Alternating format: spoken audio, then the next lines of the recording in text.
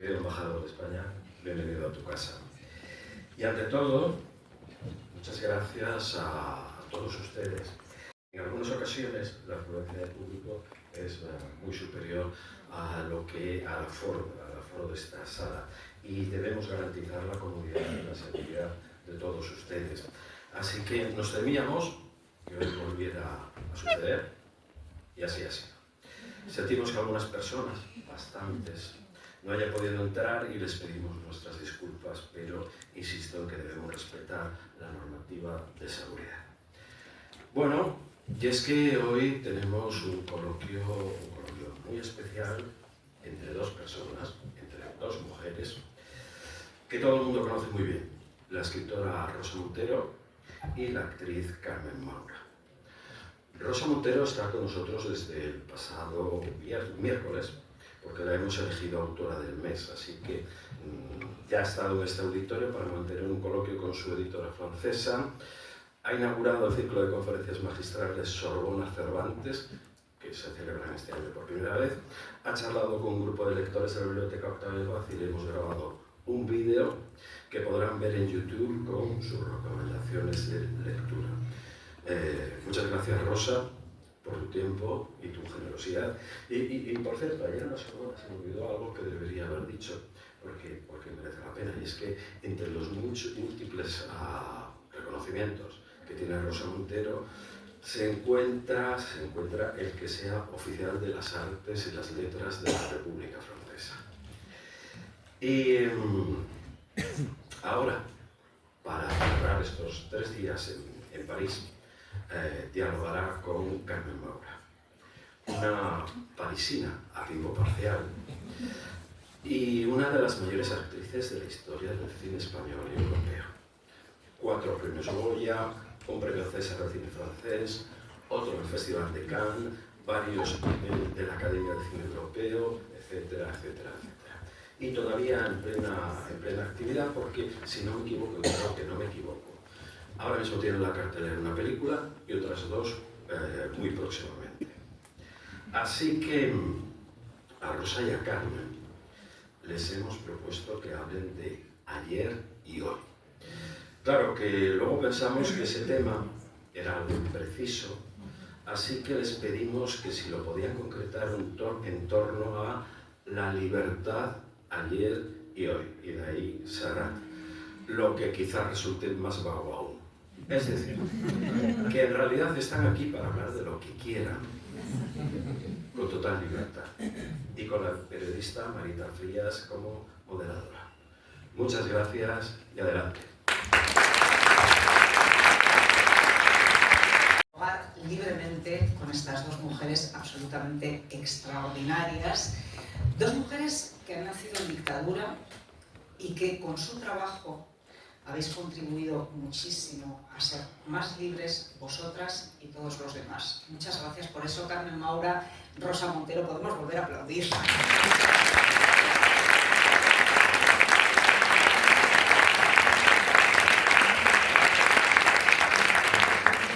No voy a resumir vuestras carreras porque nos eternizaríamos y aquí el público lo que quiere de verdad es escucharos a vosotras.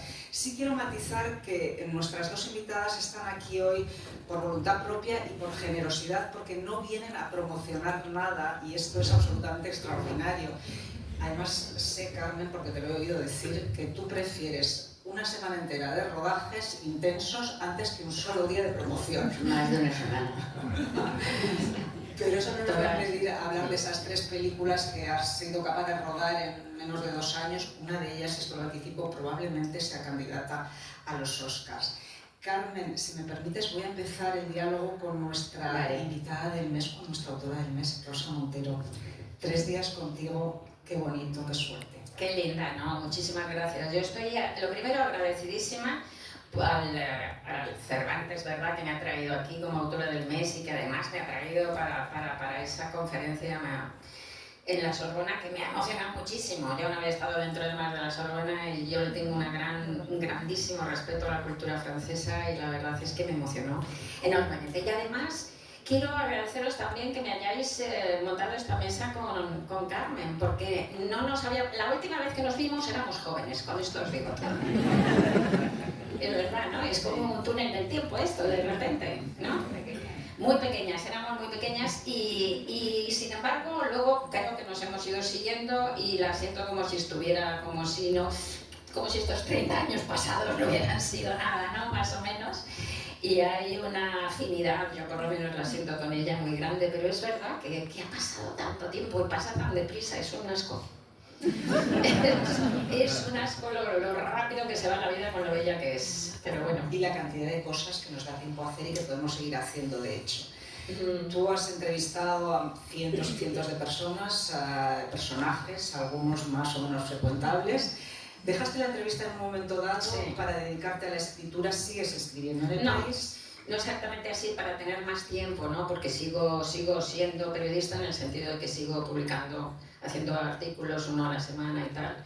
Y no quiero depender, no se debe depender para vivir, para pagar las cuentas de la escritura creativa. La escritura creativa debe de estar lo más libre posible, ¿no? Ya tiene bastantes deudas y bastante ruido exterior de la presión del mercado, de tu propia vanidad, de tu propia inseguridad, como para encima añadirle tener que pagar pues la comida y la hipoteca, ¿no? Entonces a lo mejor algunos amigos que han hecho el error terrible de dejar sus trabajos para dedicarse a vivir solo de la escritura pues creativa, pues la verdad es que no voy a dar nombres, pero se han hundido, ¿no? Han perdido hasta primero los lectores y luego hasta sus editores, porque claro, esto te obliga a lo mejor a publicar unos libros horribles al año, refritos porque necesitas el adelanto, cada vez menos, en fin,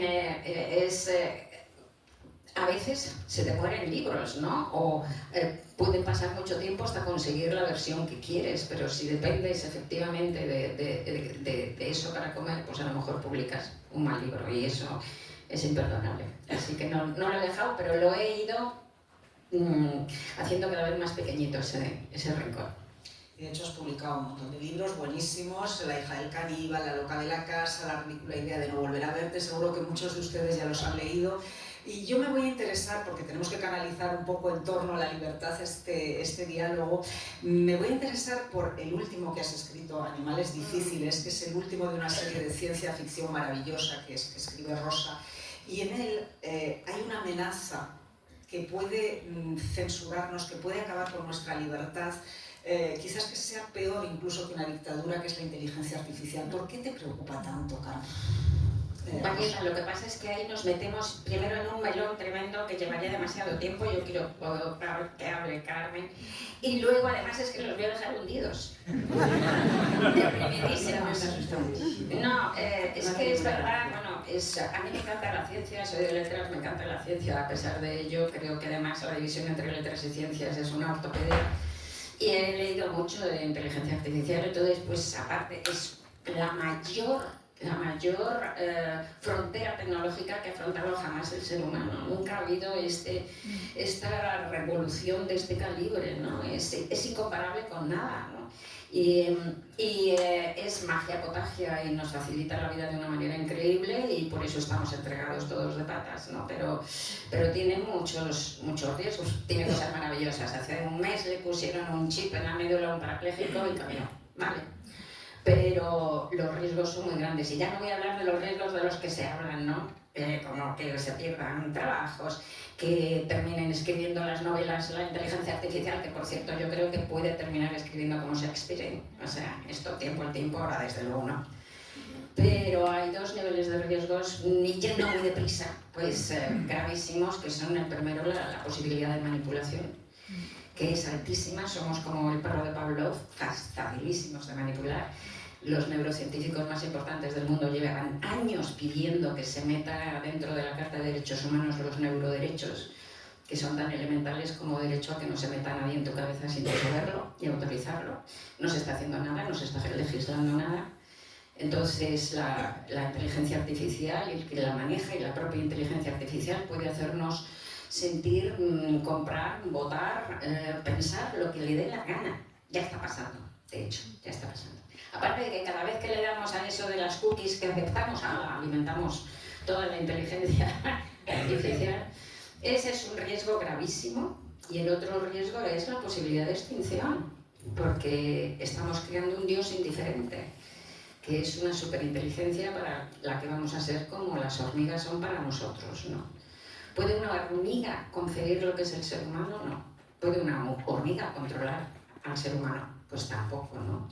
Entonces esto es un riesgo que a lo mejor a la superinteligencia llegue en 30 años, ¿no? Y es un riesgo que lo dice gente como Geoffrey Hinton, que es el penúltimo premio Nobel de Física, el premio Nobel de Física del 24, ¿no? Que es uno de los padres de la inteligencia artificial y que abandonó Google en el 23 para poder denunciar que la inteligencia artificial podía acabar con nosotros. Así que, una vez hundida la moral del auditorio, quiero decir algo para levantar un poco, que ese futuro no está todavía, o sea, está ahí, pero que ese futuro es el futuro y que lo podemos cambiar y que en otros avances científicos hemos conseguido reglamentar, como por ejemplo en la clonación, se reguló para que no hubiera clonación humana y tal. En otros avances científicos lo hemos conseguido, en este no estamos haciendo nada. ¿Por qué? Porque la capacidad de dinero y de poder que se maneja con la inteligencia artificial es fabulosa y entonces la gente está obnubilada por la avaricia, ¿no?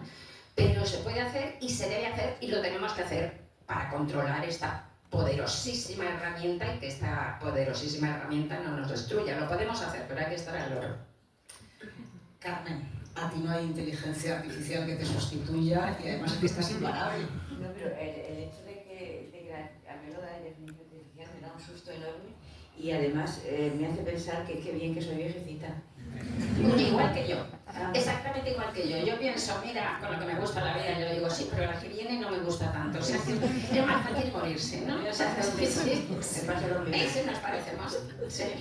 Y luego sí que las sustituyen, ya están hechos actores y actrices completamente por inteligencia. Hablando como tú, todo. Sí, todo. No va a ocurrir, por lo menos en las 3 películas que ha rodado en menos de 2 años, 2 thrillers, Te atreves con todo, Vieja loca en Argentina, La cuidadora, otra vez con Alex de la Iglesia, y una película de la que a mí me gustaría hablar, porque es Calle Málaga, que la ha rodado en Marruecos, que es la que les digo que probablemente llegue a los Oscar en 2026. Y en esta película hablamos de una falta de libertad que nos puede llegar con la edad. Oye, lo de que probablemente llegue a los Oscar es dificilísimo, porque la candidata de que candidata, por lo menos, ¿no? Es que tienen que elegir 5. Y todos los países mandan una película. Lo que pasa es que ellos son muy pesados, la directora y su marido, y están encantados y pensando que es fácil. Es dificilísimo. Cada país manda una película. Y luego que las cogen. Y luego que le toque a esa. Además, si te cogen en las 5 y luego vas, se gastan ellos, yo no, todo el dinero que gastas se va a sentarse allí y luego te lo dan. O sea, porque no vas a tener la suerte de que lo dé. Yo, francamente, si fuera ella, no lo estaría deseando con tanta gana, pero es que... Pero bueno, es un sueño, está bien. Sí. Luego me gustaría que hablásemos un poquito de esta película y te voy a decir por qué, ya verás. Pero de momento, tú que tienes tanta experiencia, que has rodado en muchísimos países, ¿tú notas que hay una cierta regresión de la libertad en ese espacio tan libre como es el cine? No, una cierta no, muchísima. O sea, yo noto, yo me acuerdo de los años 80, hicimos cosas que ahora no podrían ir al cine, por ejemplo, es una cosa increíble, es como que vamos para atrás. Yo ahora me siento muchísimo menos libre que en los 80, todos, y más incómoda, me gustaba más, entonces, y yo no sé tú, yo siento que hay menos libertad. Bueno, depende. Sí, hay una deriva terriblemente retrógrada en todo el mundo y vamos hacia un mundo, pues eso, oscuro, no solo por la inteligencia artificial, ¿no? Y mucho más reprimido. Bueno, estaba escuchando y para intentar además ser un poco más optimistas y tal, estaba pensando también en la libertad personal, ¿no? Y estaba recordando a una amiga que decía, ¿Por qué? Porque era actriz. Cuéntalo, porque es brutal. Un juez llegó a decirte que el oficio o el trabajo de actriz no era recomendable. No, horrible. O sea, yo en eso sí que hay una diferencia enorme y en eso hemos mejorado un montón. Porque a mí, bueno, fue una cosa increíble, es que ni si lo plantearon. O sea, me quitaron la custodia de un plumazo y luego Luego mi marido decidió que se iba en una semana a vivir a Canarias y entonces yo ya no podía ni verles lo que me habían dado, que era ir a recogerles al colegio y verles 2 fines de semana de no sé qué, y ni siquiera, y ahora no te dejan que el marido decida, me llevo a los niños a Canarias porque se O van la a mujer, coger. vamos también, o sea, Y bueno, igual, claro, sí, sí. pero no, en ese sentido, bueno, se ha mejorado cantidad, es que en ese sentido las mujeres hoy no se pueden ni imaginar lo que eran. No se pueden ni imaginar, sí, sí. Hasta mayo de 1975 la mujer casada no podía abrir una cuenta en un banco en España. No podías comprarte una nevera. Sin el permiso del marido. No podías hacer un plazo sin el permiso del marido. No podías sacarte el pasaporte sin el permiso del marido. No podías trabajar sin el permiso del marido. Y el marido en ese caso podía cobrar tu sueldo. Hasta mayo del 75. ¿Qué hizo esto? ¿Qué provocó esto? Pues crear a varias generaciones de españolas antimatrimonio. ¿Verdad? O sea, no nos casábamos ni locas, ni borrachas, ¿verdad? No, es que yo me casé con 20. No, y que nos llevamos poco. Vamos, mi padre respetaba y me respetaba, yo le respetaba a él, y de hecho aprendí el animalismo, el amor por los animales, como somos tan contradictorios, por mi padre, ¿no? Pero quiero decir que imagínate el nivel, ni mi padre ni mi madre habían estudiado más allá de los 10 años, los dos inteligentísimos, amantes de la cultura. Pero no había prácticamente libros en mi casa y tal. Encantados de que escribiera, pero lo que no le encantaba a mi padre, que era muy machista, tradicional, era que yo, bueno, vamos, yo me marché de casa cuando cumplí 21 años, el mismo día, porque antes era la mayoría de edad entonces, antes me hubiera mandado mi padre la Guardia Civil y me marché de casa y no me hablé con mi padre varios años. Afortunadamente luego se arregló y le adoro, o sea, se murió, pero le adoro, llegamos a ser súper amigos y súper colegas, pero era muy difícil, muy difícil. Claro, yo me casé para irme de casa, pero no me sirvió para nada. O sea, en mi casa es que no les gustaba nada que fuera actriz, claro, les parecía un horror. Mi padre me vio a los 16 años hacer una función en el colegio, porque como yo no tenía pinta, yo era morena y más bien rellenita, no... Siempre me daban en las funciones papeles del angelito que no habla y que están en quinto. Entonces, en sexto de bachillerato me monté yo una función, que la dirigí yo, me di la protagonista, la con mis amigas, y me salió muy bien, y mi padre vino y me dijo, se acabó tener ningún tipo de contacto con que no sé qué, que tenga que ver con el teatro. Y entonces, en la universidad luego me hice del grupo de teatro, y mi marido era el director, bueno, mi futuro marido era el director, y en realidad me casé con él por esa chorrada. Equivocadamente, entonces, cuando éramos aficionadas, pues todo cojonudo, y el día que dije, me quiero dedicar a esto, fue la noche más horrible de mi vida. Me dijo de todo, eres muy vieja, porque yo esto se lo dije con 24. Eres muy vieja, no vas a conseguir nada, te vas a tirar debajo de un camión. Recuerdo frases qué horrorosas. Y era que cuando éramos del Teo y eso, muy simpático y muy bien. Y cuando dije quiero dedicarme a esto, vamos, fue horroroso, horroroso. Y de ahí y luego, pues tontamente, porque me llevó a cenar y pedí unos... Bueno, me gustaban mucho los mariscos. Y con pleno marisco me dijo, ¿pero tú estás enamorada? Y dije yo, no. Soy absolutamente tonta. Y me dijo, bueno, pues entonces nos tenemos que separar. Entonces me ofreció que iba a ser todo muy fácil, que cada día tenía un piso y los niños iban de un lado para otro. Y cuando tenía ya el piso arreglado para que vinieran los niños, lo que me llamó a la puerta, abrí la puerta y era un guardia civil con una demanda de divorcio, así, de separación. De separación, que sí. No No había divorcio, no. Y ahí se me insultaba de todo, se me llamaba de todo, llevó testigos falsos, sus amigos suyos que decían que habían fuego conmigo, Estaban en lo que y íbamos, es que hasta era guau mío me parece. Y la resolución era que me fuera a vivir en casa de mis padres, y mis padres no querían que yo fuera a vivir a su casa, entre otras cosas. Y yo no me quería ir a vivir a casa de mis padres. Entonces fue mi lucha de la separación y el divorcio fue hasta que ya luché 12 años por los niños, y cuando a los 12 años pensé voy a agotar, voy a acabar, me voy a morir, ya no aguanto más, y entonces dejé de luchar y él se calmó un poco y ya se arregló un poco.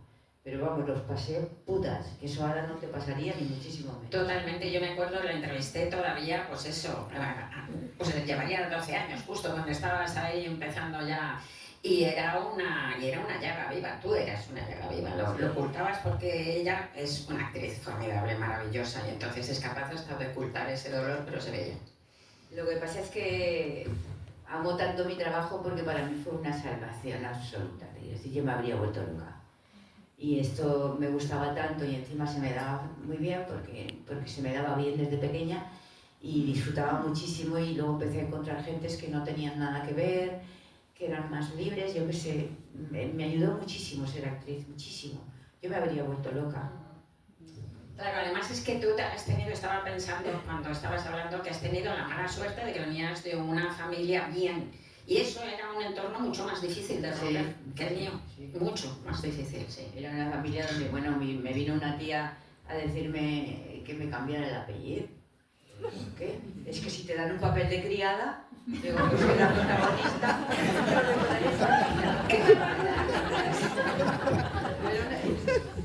ser actriz era una cosa horrible. Y bueno, o sea, cuando me pusieron la demanda, que era gordísima, muchas de las cosas era que ponían críticas, que habían dicho que tal y que cual, pero si yo no hacía nada, si no sabíamos ni enseñábamos nada ni nada.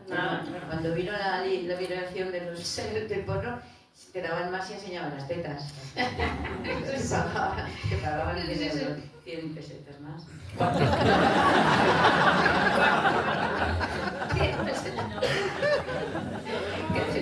Oye, cuéntame una cosa, porque me ha contado antes una cosa muy bonita que le hice una entrevista a Pablo Lizcano, que fue mi pareja, que murió, y que la acaba de ver ahora un poco, y que le preguntaba al final, cuéntalo. No, es que me han hecho ahora muchas entrevistas por las promociones y tal, y entonces en un programa de tele pues empezaron a sacar entrevistas antiguas, ¿no? Y sale esa entrevista, y yo no me acordaba, primero que estaba monísima, muy bien iluminada, porque yo no sabía que era mona. Me he dado cuenta después. Y yo también, qué tontas. Nos pasa a todas. De repente yo no sabía que era mona, y me veo fotos de cuando empecé y estaba monísima en la entrevista. Y entonces va una pregunta que me hace y me dice, ¿y tú cómo te ves cuando seas mayor y tengas...? Me hablaba de eso, viejecita. Y digo, uy, bueno, en la entrevista, voy a ser una actriz fantástica porque habré aprendido muchísimo, porque habré hecho muchísimas películas y seré cojonuda y tal. Y al final de decir eso digo, y mis hijos me querrán. Era una de mis, ¿sabes?, de mis obsesiones. Y te pregunto, ¿cómo fue el reencuentro con tus hijos? El reencuentro fue con él, siempre tuvimos una pequeña relación porque él siempre estuvo, vamos, le escribía cartas y las escondía debajo de un ladrillo, no sé qué, y de vez en cuando nos hablábamos alguna vez, pero muy poco porque era muy pequeño. Y con la mayor no, la mayor se puso completamente al lado de mi marido y tal. Y un día estaba en el teatro y tac, tac, Carmen, hay aquí una niña que te quiere ver. Y era ella. Y pasé un rato sin reconocer, o sea, no mucho, pero es que desde los 13 no lo había visto y me vino con 20. Y entonces yo salí con ella, yo como ya estaba en otro plan, le conté la historia de una manera simpática y tal, no le eché tal, y porque me dijo, quiero que me cuentes tu versión. Y claro, yo mi versión real no se la podía contar, pero nada, y entonces volvimos. Y entonces a partir de ese momento yo fui la mamá que solucionaba cuando tenían cualquier problema, porque con su padre no se llevaban bien. Claro, porque ellos empezaron a ver, fíjate que él, bueno, luego con mi hijo me he enterado que a mí me acusó de todo lo que se puede acusar, porque cada persona que subía a mi casa es que me la había tirado, y luego él creo que llevó una vida de no sé cuántas mujeres, no sé cuántos matrimonios, eso todo luego me lo ha contado mi hijo, porque yo no me había enterado, digo, se me sin vergüenza. O sea, madre mía del amor hermoso, o sea, la vida que llevaba el tío. Ahí poniéndome testigos falsos. Luego además tenía un hermano cura, que eso funcionaba mucho. Él era... No, el poder, lo que os he dicho antes. Y él era de cosistas de cristiandad, que era una cosa que funcionaba. Claro, todo eso llegado frente a una actriz que hacía de teatro, pues yo iba fatal, claro. Pero bueno, luego se arreglaron las cosas, ya los tengo todo el rato. O sea, cualquier problema que tienen. ¿Y tienes nietos? Tengo una nieta. Una nieta... ¿De él o de ella? De ella. De él.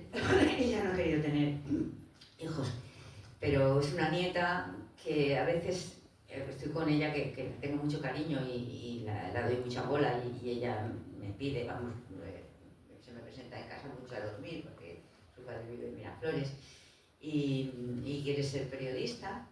Empezó con lenguas clásicas porque le encantaba el latín y el griego y le vino muy bien porque luego se ha metido a periodismo y ha llegado a periodismo habiendo leído mucho, habiendo escrito mucho y está flipada con la radio. Entonces está en la facultad y se metió en la radio desde el primer momento y le encanta. Y ahora está haciendo el Erasmus. Pero la miro y me da una dentera todo lo que... O sea, no le digo nada, ni me da miedo, pero pienso, o sea, y tienen otra mentalidad completamente distinta. Ella coge el teléfono y es increíble, tiene otro... A mí me gustaría, yo sé que entrevistas muchísimo mejor que no, yo, ¿qué dices? me encanta dejarte. Para mí es un placer, porque además saben ustedes que las entrevistas de Rosa Montero se estudian en la universidad porque tiene una forma de hacer entrevistas, ya lo han visto.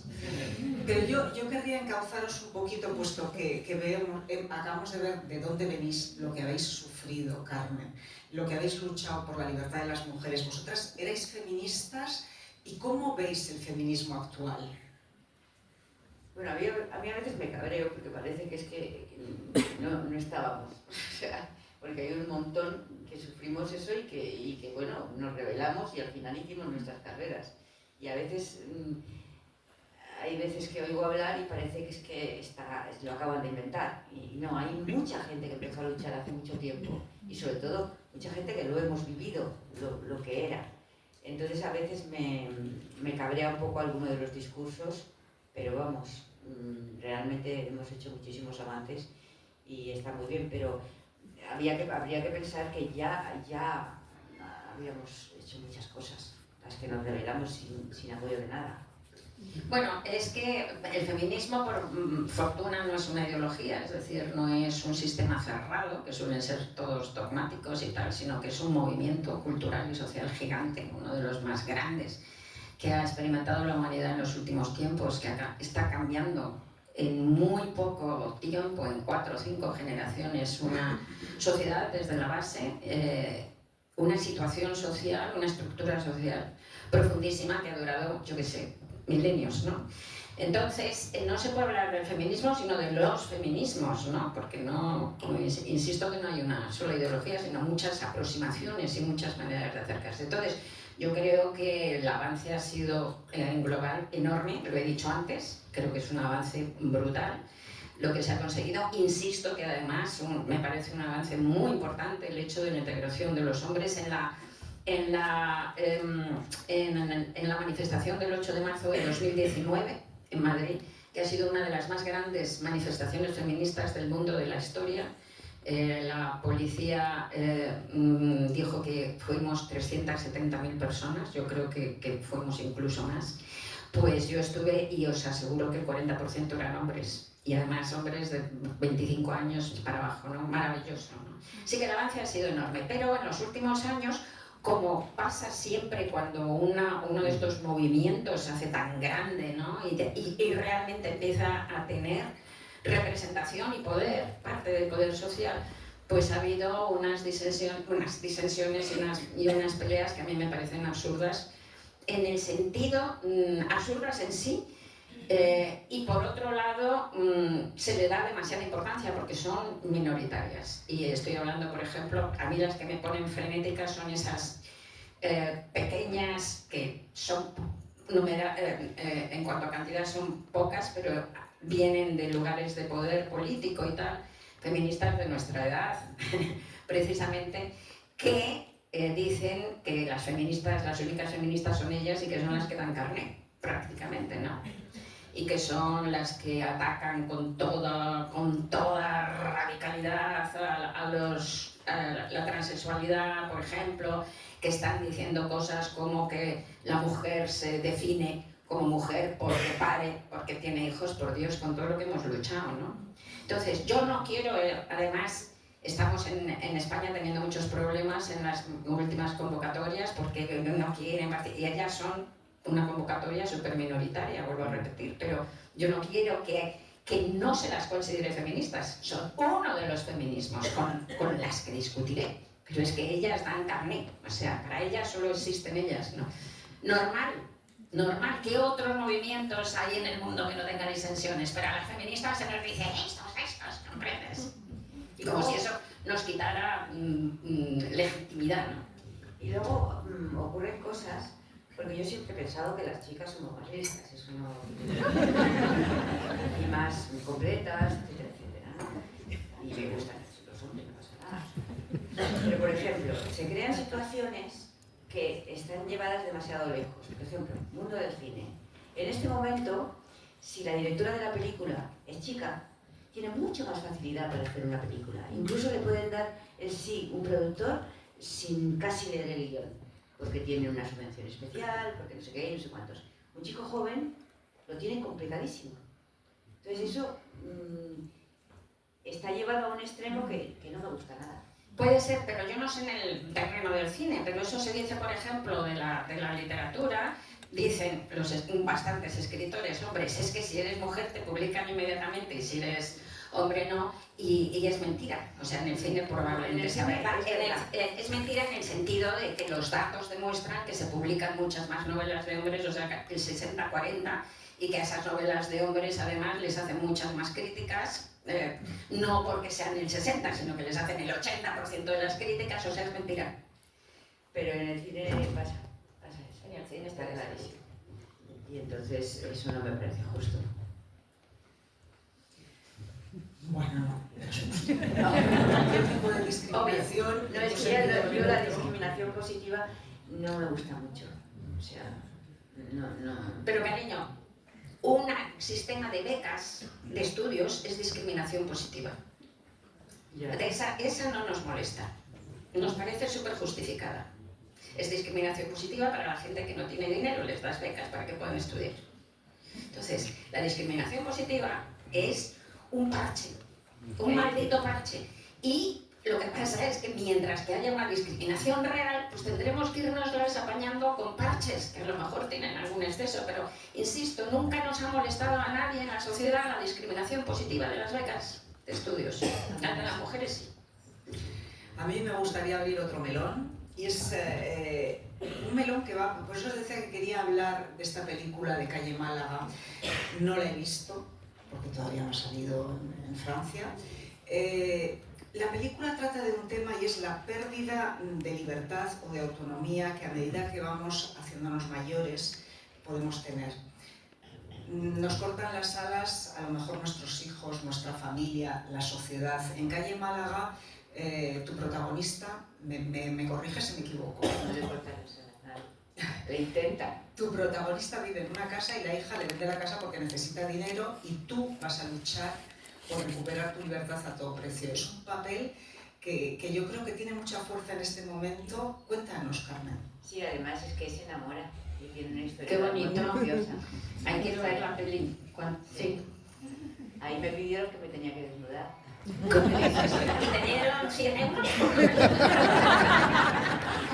Es muy gracioso porque de repente si me lo iban a preguntar a lo mejor hace 5 años, había dicho que no. Pero es que ahora me da todo igual. Qué bueno. Me dijo, bueno, y tienes... Era una que me dijo 2 cosas. Sales todos los días, o sea, todas las secuencias, todos los planos. Es que eso fue agotador la película. Y tenías que desnudar. Y dije, bueno, nunca nadie me lo había pedido. Además, curiosamente, fíjate que te he hecho comedias. Y lo más que estabais en la cama con resines, pero claro, estaba en la cama con resines. Me acuerdo que es que ni me lo planteé como problema. Es como que lo de ser viejecita tiene ciertas ventajas. Y una de ellas es que como te sientes más liberada. O sea, puedes decir tonterías, puedes... Y dices, no, puedes ser como quieras, no... Y a mí no me corta las alas nadie, ni hijos, ni nada de nada. Me encanta vivir sola y pienso seguir viviendo sola y no me dicen lo que tengo que hacer ni lo que tengo que dejar de hacer. Y ahora cada vez más. ¿Que no quiero hacer una cosa? Pues no me apetece. Y te digo, como eres viejecita, pues ya, pues es que yo soy mucho más viejecita que tú. Que no, todavía que no. has entrado en los 80. No. Es muy diferente, ¿eh? Que yo tuve también 70 y pico y es muy diferente. Yo me acuerdo con mi padre que se murió con 80 ellos y le oía decir con 80 y algo, ¡ay! Lo que daría por tener otra vez 76 años.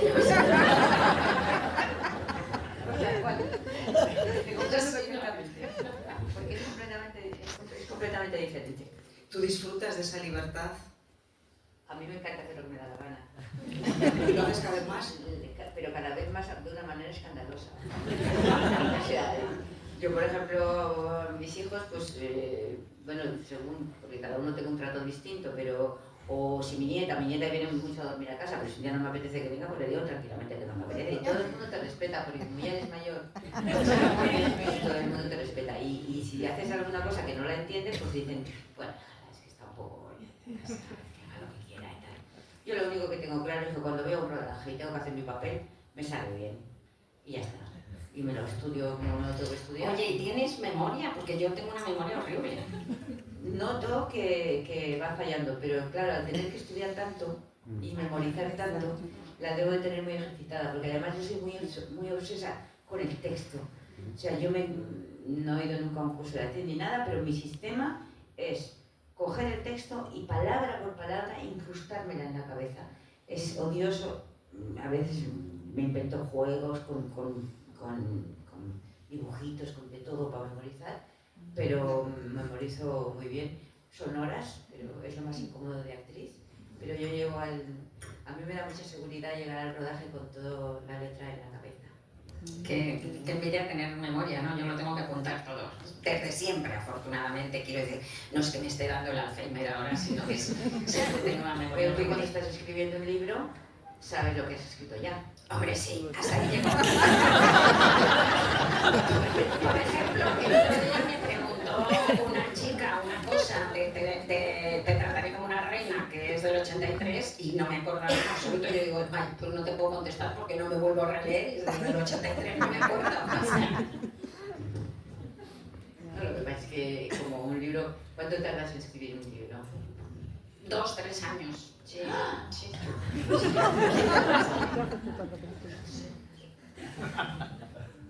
¿Cuánto tiempo has tardado tú, Carmen, como máximo en rodar una película? ¿Cuál es el máximo? La película más larga que has rodado. Pues a lo mejor he estado 3 meses o una cosa así. Sí, hombre, aparte de eso vives, haces otras cosas, ¿no? Pero sí, sí.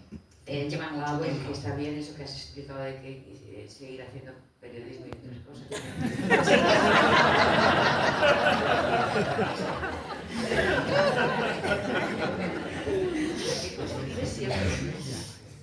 Se escribe aquí sobre todo, O ¿sabes? sea, tú escribes un libro, lo acabas y empiezas a pensar Empiezo a tomar notas para el siguiente. Bueno, ya antes de acabarlo ya empezó a tomar notas para el siguiente. De hecho, terminas el libro porque si no, no estarías toda la vida dándole vueltas. Terminas el libro porque es como una relación de amor, ¿no? Porque es lo más parecido a enamorarte. Escribir novela, ficción, es lo más parecido a enamorarte. Entonces, ya empiezas a hartarte, ¿no? De estar ahí 3 años y se te ocurre una idea nueva.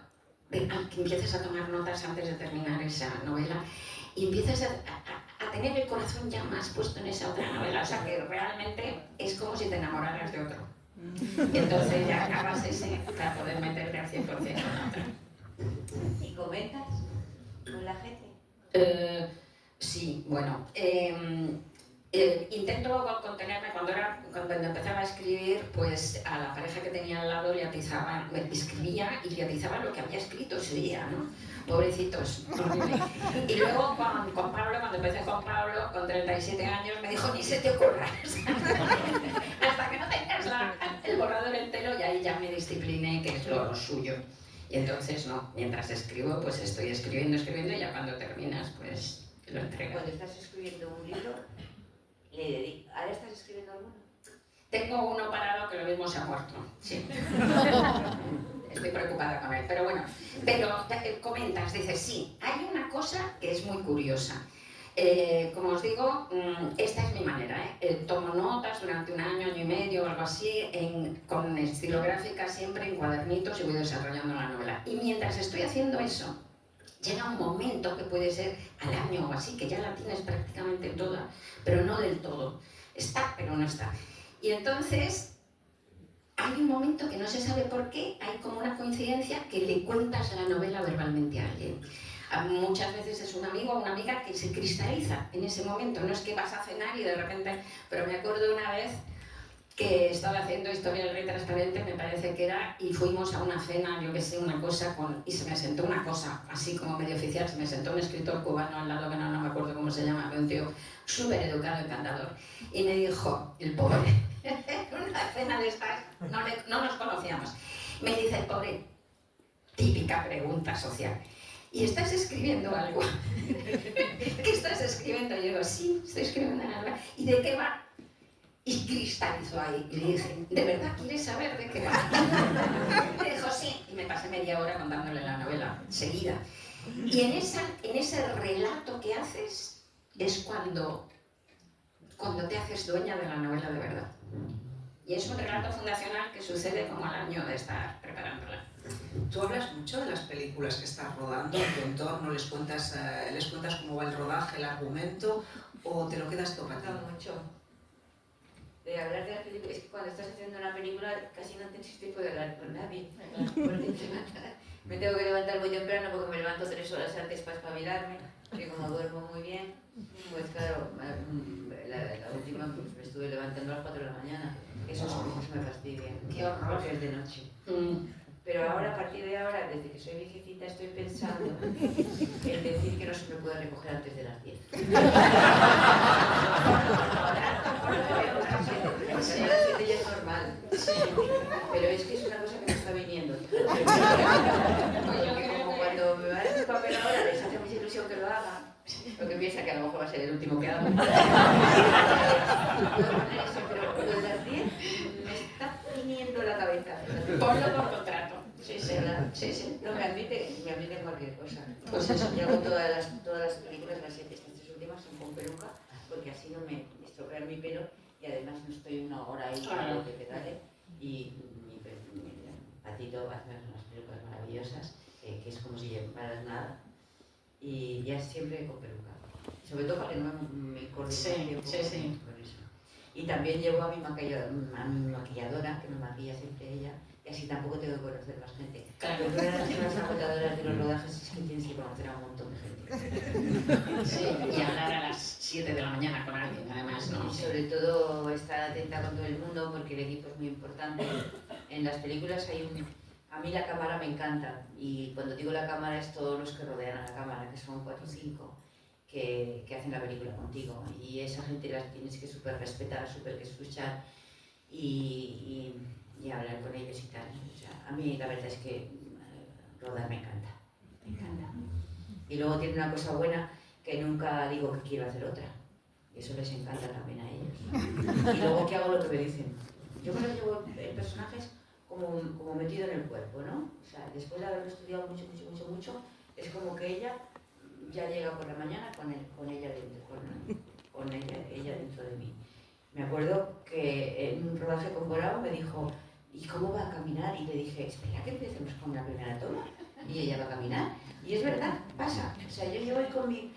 Y luego, ¿ves? Y yo misma me sorprendo porque son muy distintas. Las 3 películas que tengo con salir, parece que somos distintas actrices. Es una cosa increíble. Creo que te ha dado miedo cuando te has visto en la película de terror, en Vieja Loca. Cuando has visto la película en el cine te has asustado. Es que solo tiene que ir los que les guste el terror. Porque yo me divertí mucho haciéndola, me divertí muchísimo. Pero la primera vez que me llevaron a verla, cerré los ojos la mitad del tiempo y en fiches me la tragaba entera. Y os aseguro que eso es como si fuera una bestia. Una bestia. Hay cosas terroríficas. Y me lo pasé tan divertido. Porque era todo de mentiras, claro. Pero, ¿verdad? Yo las películas solo las veo una vez. Porque tampoco me parece muy práctico. Y cuando estoy en el rodaje nunca me acerco al combo a mirar imágenes. Y nunca en mi vida he dicho quiero hacer otra. ¿Por qué no? ¿Ha valido? Pues vamos a por la siguiente. Joder, pues debes de ser como la única actriz del mundo mundial. A los directores les gusta mucho eso. Y luego además que me dicen, pues esto lo vas a hacer completamente distinto, ¿vale? Y me divierte, o sea, no me importa para nada que me pidan que cambie una cosa o que... No, me vuelvo obediente porque me encanta no tener la responsabilidad. Nunca sería directora, por ejemplo, y fíjate que adoro el cine, pero ni por todo el oro del mundo sería yo directora de... Todo el mundo preguntándote cosas por la mañana. Lo bueno de actriz es que llegas y todo te tiene que tratar muy bien para que estés contenta y cualquier cosa que quieras, como si quieres, no sé, la verdad es que yo no soy muy de pedir cosas, pero puedes pedir lo que quieras, te lo dan y todo el mundo te tratan un poco como una loquita. Y cuando eres mayor todavía más. Oye, ¿y ha habido algún rodaje que no lo hayas, porque dices, me encantan los rodajes, me encanta rodar, alguno a que lo hayas pasado mal? Sí, cuando de repente me he encontrado con un director que me he confundido y era completamente nulo, he pasado mal algunas veces fuera de aquí. Y la última vez que lo he pasado un poquito mal, pero no sé si conviene decirlo antes de que se No lo digas. Somos nombres. Sin nombres. Pero que no se No, puede es que el distinguir. problema que he tenido con la que he hecho en Tánger, la que se llama La Llamada, me está gustando muchísimo a la gente. Que me han hecho unas críticas cojonudas. Y está gustando muchísimo. Pero lo que he llevado mal es que ella me hacía repetir las cosas 12 veces. Entonces eso lo llevo mal. Inseguridad de ella, seguramente. No lo sé, pero quería... Y ahora, muy bien, pero hazme otra vez, y otra vez, y otra vez. Y eso yo, es la primera vez que me pasa. Y ahí he pasado un poco de angustia. Menos mal que estaba mi maquinada conmigo, que es mi amiga, y nos reíamos un poco y tal. Y luego hay otra cosa maravillosa, que es que he conocido a Tánger de verdad. Y es increíble que haya tan poca gente que haya ido a Tánger con lo fácil que es. Es un sitio maravilloso, la gente es cojonuda, son simpáticos. Aunque no hablaban en el rodaje, no hablaban los chicos, los técnicos, ni es francés ni español, entendían todo, eran súper educados. A mí me ha encantado y además creo que la película va a hacer mucho bien para que haya gente que vaya a visitar Tánger. Se pasa genial, hay un ambiente estupendo, tienen unas tiendecitas todas muy bien colocadito todo, con todas las... Bueno, y a quien le guste cocinar, aquello es maravilloso, porque tiene una cantidad de esencias y todo y tal. Entonces yo creo que esa película va a hacer que muchos españoles se decidan a hacer la visita a Tánger. Pero eso sí, y además estaba muy bien tratada, me pusieron en un piso cojonudo. La casa de ella, de mi personaje, estaba a 3 minutos andando de donde yo vivía. O sea, eso era... Otra cosa a meter en contrato. Que esté al lado. La casa. No, ya pido estar súper instalada bien, no me gusta ir a vivir a un hotel, necesito que sea una casa, porque de los hoteles es que no me gustan, aunque sean los mejores hoteles del mundo, porque tienes que dejar la habitación arreglada cuando te vas. Porque además es que como eres conocida, pues entonces ¿para qué queremos más? Entonces yo cuando me voy de la casa, cuando estoy en un apartamento, lo dejo como me da la gana y cuando vuelvo ordeno lo que me da la gana, etcétera, etcétera. Y cuando estoy en un hotel, pues tengo que recoger un poco. Claro, no había pensado en eso, pero sí. Si no, eres una buena. A los vecinos, a la madre, a la tía, a los que me ponen así, pues ya sabes, no sabes cómo dejo la habitación. Puede pasar eso también. A mí mucho menos porque la popularidad es muy distinta, ¿no? Pero me estabas dejando un poco acojonadas. Me estáis dejando una brecha para entrar. Vosotras dos sois francófonas y francófilas, es decir, os gusta Francia, habláis muy bien el francés. No, yo no. Por desgracia. No quieres, pero entiendes y hablas. Y yo quiero saber dos cosas. Primero, ¿os sentís más libres siendo personajes? Tú dices que no eres conocida, pero sí eres bastante conocida también. Carmen, tú has rodado en Francia, no solo has rodado, sino que has hecho obras de teatro en francés. Sí, pero aquí no me van a poner tan fácilmente. Esa es la cuestión. Pero yo lo que pasa es que cuando me llegó la popularidad que me llegó de golpe con el programa ese de televisión, eso fue en 24 horas, que creo que es una cosa para volverse loca, que llegue la popularidad de esa manera. Y me hice mi lista, que yo hago unas listas de ventajas, inconvenientes, como cuando pierdo una maleta en el avión, siempre hago listas de lo que puedo volver a comprar, lo que puedo, ¿no? Y en ventajas e inconvenientes pensé, esto te tienes que acostumbrar, porque si no, vas de culo. Entonces, dejé de ir a sitios donde iba mucha gente, a estrenos que no son los míos, a tal, nunca ir con una pareja a un restaurante no sé qué. Y luego aprendí a hablar con la gente de la calle. Entonces a mí cuando me mandé para alguien, hablo con ellos. Entonces la ventaja que tengo es que me entero de todo. Por ejemplo, de qué opinan del país, de que si la última película ha gustado o no ha gustado, si no sé qué, porque inmediatamente me dicen, ay, es de la Carmen Maura, y vives por aquí. Digo, sí, tú también vives por aquí. Ah, ¿y tu perro? ¿Cómo es? No sé qué, ¿y tienes hijos? ¿Y a dónde van? ¿Y qué estudian? Y entonces cojo una culturilla. Es como encuestas Gallup. Hablo con la gente. Y entonces, bueno, pero aquí no he tenido que hablar con nadie, sino, no es que no, si yo cuando voy de normal no tengo ninguna pinta de actriz, es una ventaja que tengo. Yo no parezco actriz. El problema además, como decías, cuando el zambombazo de la tele es que la popularidad de la televisión y de la imagen, lo estábamos comentando antes, es tremenda, claro, porque la gente es muy invasora, ¿no? Entonces no había dos teles, solo había la de los documentales y la 1. Entonces teníamos 11 millones cada vez que poníamos el programa. Yo solo viví con Pablo, que también tenía esa popularidad y era espantosa, mientras que la gente que te reconoce porque te lee es súper, súper, súper cuidadosa y respetuosa, ¿no? Sí, sois más sagrados. No, más sagrados no, que no te dan, es que yo he visto como la gente de la tele se creen que le poseían a Pablo, por ejemplo, o sea, que era suyo, o sea, que estaba obligado a responderles, ¿no? O sea, yo el primer mes de popularidad yo lloré muchísimo, no lo soportaba, me parecía un horror, pero empecé a hacerme mis listas y ahora lo llevo bien, y con la gente soy simpática.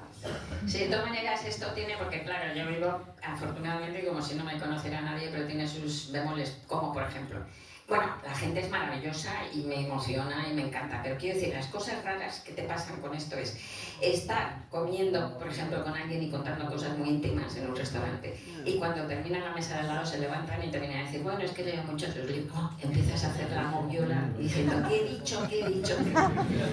Y tengo otra anécdota genial, porque pues yo, si creo que alguien está haciendo una injusticia, me pongo muy farruca, ¿no? Entonces había en unos cine estudios de estos pequeños en Madrid, había una cola para entrar y yo estaba en la cola y bueno, no sabíamos si íbamos a llegar o no. Y de repente se cuela una tía con todo el morro delante, ¿no? Entonces yo empecé a decir, pero ¿qué es esto? ¿Que te estás colando? ¿Que te estás colando? Se vuelve la tía y dice, anda, Rosa Montero. Y me cayó. Porque claro, te deja como desnuda, te sientes como desnuda, pierdes la naturalidad. Y ahora me ve aquí vociferando, claro. Pero yo tenía la razón de vociferar, pero aún así me cayó. Ah, no te puedes enfadar en una cola ni nada, eso sí. No te puedes enfadar en ninguna cosa. Y bueno, yo cuando hacía la tele tenía una discusión continua, pues que yo trabajaba con guionistas. Y entonces en esa época los guionistas cobraban fatal. No sé si tú fuiste guionista o no. No. Pero era una cosa que no era nada respetado, que a mí me parecía importantísimo. Porque, entonces el guión, el programa lo hacía todo con un guión de 30 páginas que me daban el día anterior. Era terrible, porque claro. Y un día en una carnicería acabé peleándome con el carnicero.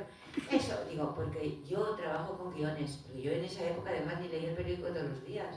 Y de repente iba de lista, porque claro, teníamos guionistas especializados en fútbol, en política, y yo soltaba mis preguntitas, muchas veces ni sabía la intensidad que tenían las preguntas. Y entonces, un día un carnicero se puso furioso, como que yo me voy a creer que no sé qué, tú te lo inventas porque no sé qué, no sé cuántos, y salimos discutiendo. Y otro día con un periodista, que me hizo lo mismo, digo, venga ya, te lo inventas, no sé cuántos, cogí el guión del día anterior, se lo puse delante y lo empecé a recitar. A ver si me daba cuenta. Porque yo no quería que me hicieran... Yo trabajaba genial con lo que me decía que tenía que decir. Y ya está. Y bueno, menos mal, porque si no, imagínate tú, con la gente que iba allí. Pues yo puse el guión así y se lo solté. A la mitad del guión ya estaba alto y me dejó. Os decía que os gusta Francia, siento que estáis cómodas cuando llegáis a este país, que incluso lo admiráis como anoche en la Sorbona. Yo lo admiro mucho. Culturalmente me parece impresionante. ¿Sigue siendo Francia el modelo de libertad? ¿Es el país donde tú, por ejemplo, Carmen, te has sentido más libre, o tú, Rosa? ¿Sigue siendo ese ideal? ¿Se corresponde a lo que estamos viviendo o no? Hombre, yo creo que ahora en cuanto a libertad, pues vivimos en democracias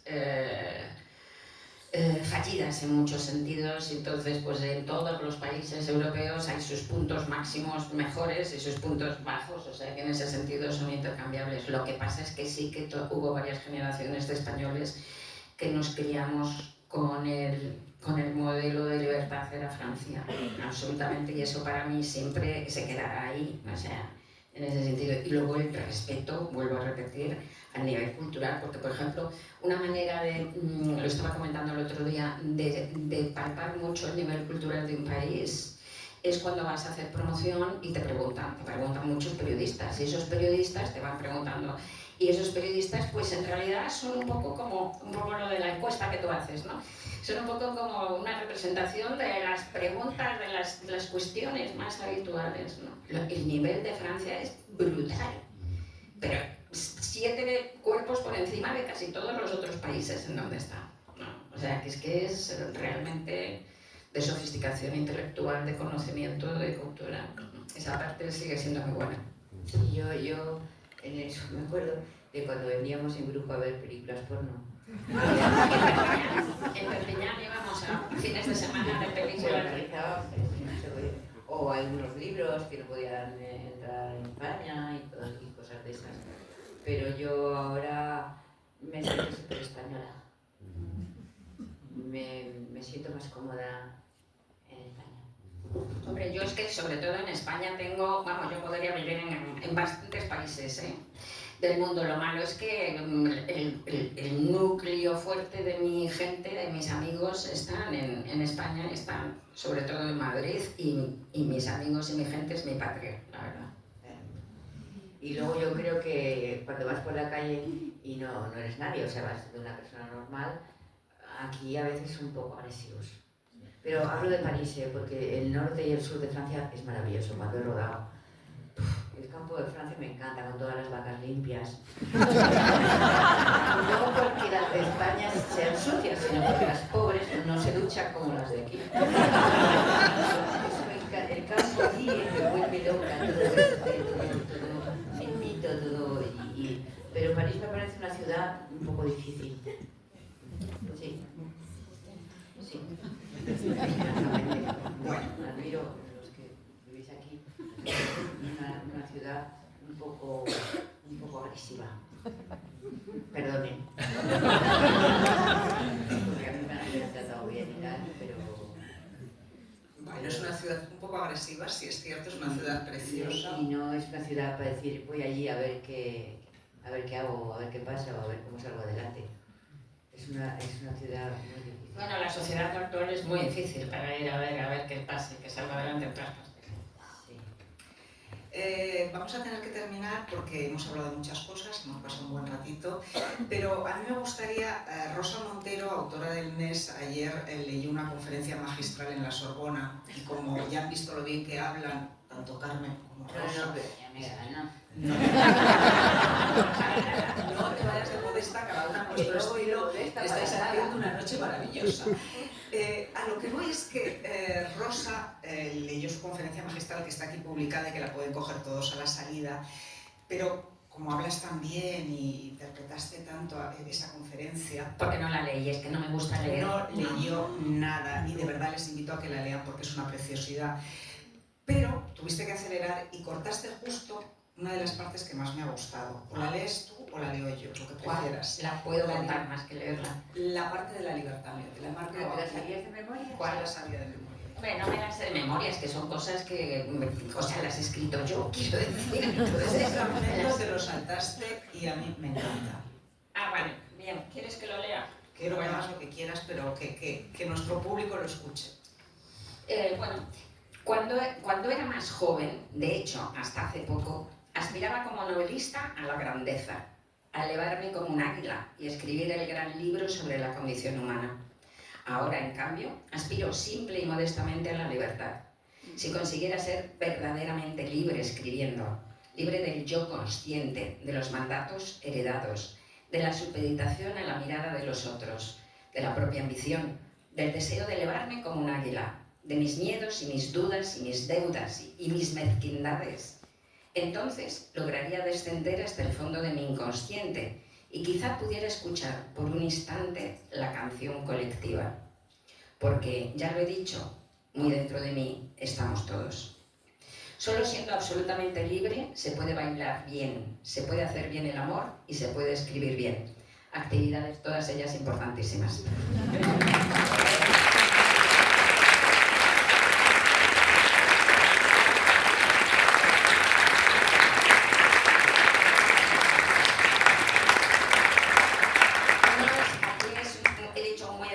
Estaba en el texto, estamos todos, pero es muy dentro de cada uno de nosotros, estamos todos, que antes lo decía así en la conferencia, que si no parece que es que yo soy el orbe, ¿no? Antes de pasar a tomar una copita cuando acabe este acto, tenemos derecho a hacer un par de preguntas por parte del público, si estáis de acuerdo, Carmen, Rosa. Sí, perfecto. ¿Hay alguien que quiere preguntarles algo a nuestras invitadas? ¿Hay una mano ahí?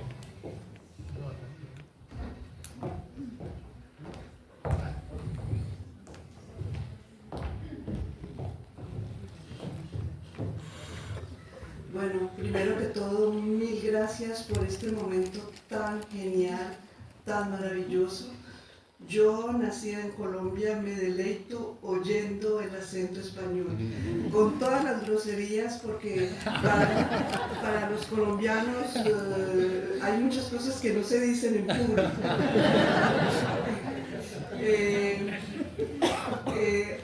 Yo quería decirle a Carmen si el hecho de haberse sentido más libre en los años 80 no tiene que ver con el paso tan enorme que fue pasar de la dictadura a la democracia, y ese momento de los años 80 que fue la movida en que era un destape impresionante.